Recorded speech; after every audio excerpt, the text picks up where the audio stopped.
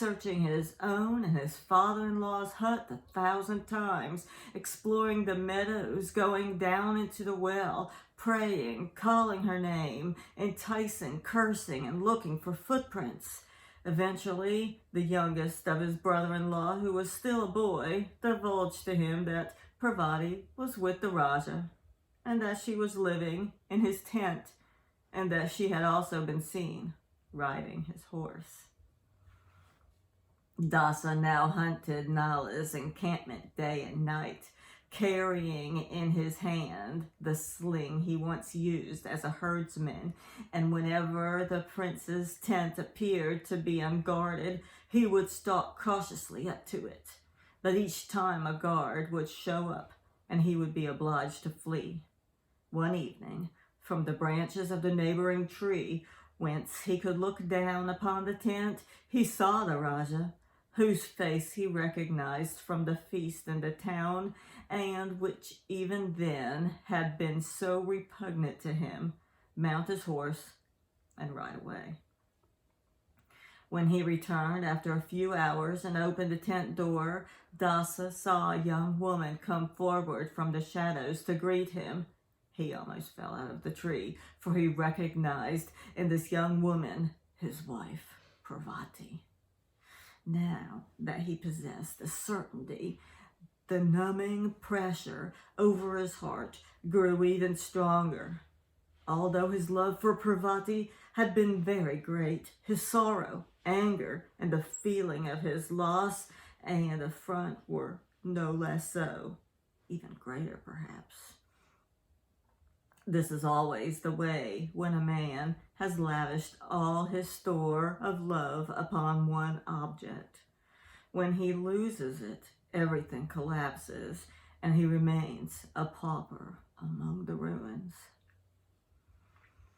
For a night and a day, Dasa wandered about aimlessly in the neighboring thickets, and during each short respite, the misery welled up afresh in his heart. He felt a compulsion to be on the move, and though he must wander to the end of the world, to the end of his life, which he had lost its meaning and splendor, and yet his feet did not carry him far afield into the unknown and the beyond, but hovered continuously around the scene of his misfortune. Encircling his hut, the mill, the fields, and the Raja's camp, at last, overcome by a wave of angry bitterness, he hid himself once more in the branches overlooking the tent, and crouching like a hungry beast of prey in this leafy hiding place, waited until the moment came for which he had been conserving his last ounce of strength, until Nala appeared from the doorway. Then he slipped lightly from the branches, prepared his sling with a large stone, and hurled it straight between the eyes of his enemy, who fell and lay lifelessly on the ground. No one seemed to have seen. Through the storm of passion and the joy of revenge which swept through Dasa's senses, there entered a second or two of terrifying, strange, deep calm. Even before the noise of discovery and the whimpering cries of the servants had begun, he had disappeared into the thicket and thence into the wilderness of bamboo that led to the valley. And jumping down from the tree, and in the intoxication of the act of whirling his death-dealing sling, it had seemed to him as though in these actions he was extinguishing his own life as well. As though, having put every bit of energy he had behind the fatal stone, he himself were flying with it into the abyss of destruction, and that he would be content with his downfall if only the hated enemy fell before him in that instant. But now that the deed was done and had been followed by that awful moment of silence, a love of life of which he had never previously dreamed drew him back from the yawning abyss took possession of his senses and limbs with a violent, primitive urge, and cautioned him to seek out the forest and the bamboo jungle, bid him flee and remain invisible. Only when the first danger had been averted and he had reached comparative safety did he realize what had happened. He sank to the ground, completely exhausted and gasping for breath. And as his excitement died down, he felt a sense of bitter disappointment and repugnance at the knowledge that he had escaped with his life. But hardly had he recovered his breath and the giddiness of exhaustion had passed, than this cloying and repulsive feeling changed to one of consolation. The will to live and the wild joy of his deed returned once more with violence to his heart.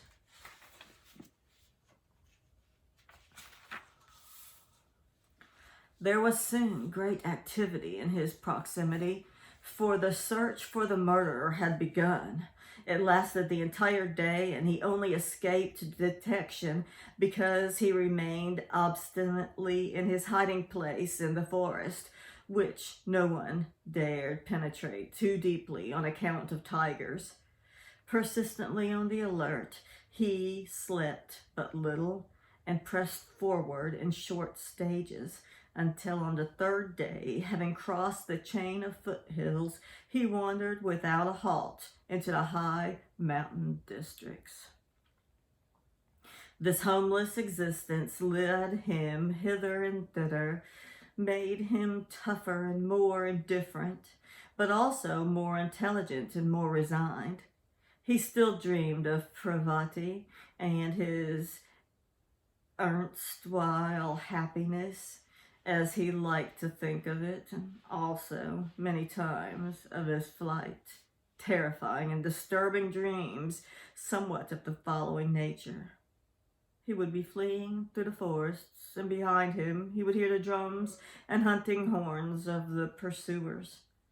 He would always be carrying through the forest, bog, and thicket, and across rotting bridges a burden, a package, something wrapped up, shrouded and mysterious, of which he knew nothing except that it was precious, and that under no circumstances he had to let it out of his hands.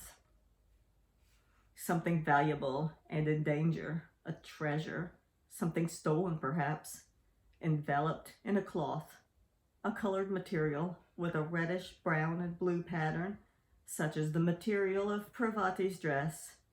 Laden with this bundle, the loot or treasure, he would be creeping amidst great dangers and tribulations, beneath overhanging branches and under frowning cliffs, avoiding snakes and crossing small, vertiginous footbridges over crocodile-infested rivers. At last, coming to a halt, tormented and exhausted, he would fumble with the knots of his package, untying them one by one, and spread out the cloth to find that the treasure he would then extract from it and hold up in his trembling hands was his own head. He lived perpetually on the move and in hiding, no longer actually fleeing from men, but simply avoiding them. One day his travels led him through a grassy and hilly district, which reassured and encouraged him by its beauty and its serenity, which seemed in some strange way to welcome him as though he had been there before. He saw a meadow with gently swaying grass and a cluster of sallows which reminded him of the calm and innocent days before he had known aught of love and jealousy, hate and revenge. It was the self-same pasture land where he had once tended his flock with his comrades. Those had been the most tranquil days of his youth, and they now looked across at him from the irrecoverable past. Sweet sorrow found an answering chord in his heart to the voices that welcomed him here. the wind rustling and the silver leaves of the willows, the gay swift marching song of the little brooks, the trill of the birds and the deep buzzing of the golden bumblebees. All the sounds and smells suggested a sanctuary and a homeland. And in spite of the fact that he was so used to the vagabond life of a cowherd, he seemed to him that he had never discovered a place at once so homely and so harmoniously attuned to his feelings and disposition. To the accompaniment of these voices in his soul, and with something of the feelings of returning prodigal, he wandered slowly through the friendly land, and for the first time for 6 desperate months felt no longer a stranger, a fugitive and an outlaw, but light in heart, thinking of nothing, desiring nothing, enjoying to the full the enchanting present in these surroundings, grateful to and a little bewildered by this new, unusual state of mind, by this imperturbable serenity and this gratifying pleasure of observation. It drew him across the meadows to the forest and into the twilight under the trees, dappled with patches of sunlight. Here the feeling of return and homecoming grew even stronger and led him on to a path which his feet seemed to find unaided, until, making his way through a fern jungle, he reached a giant banyan tree and a little hut before which sat the motionless yogi, to whom he had once before brought gifts of milk and butter.